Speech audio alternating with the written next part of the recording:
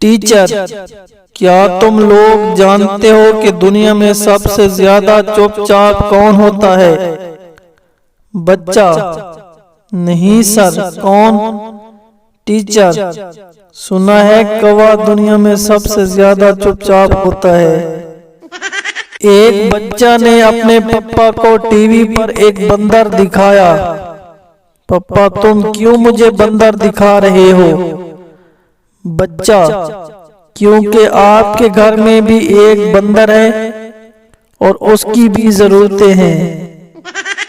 एक साइकिल का tyre puncture हो गया तो छोटा सा बच्चा अपने दोस्त को बोला, यार अब मैं तो होश में नहीं हूँ। दोस्त, क्यों? बच्चा, क्योंकि मेरा टायर पंक्चर हो गया है और मेरी साइकिल को होश की जरूरत है। बेटे ने अपनी माँ से कहा, मैंने अपने दोस्त को घर बुलाया है। अच्छा बेटा, वो क्यों?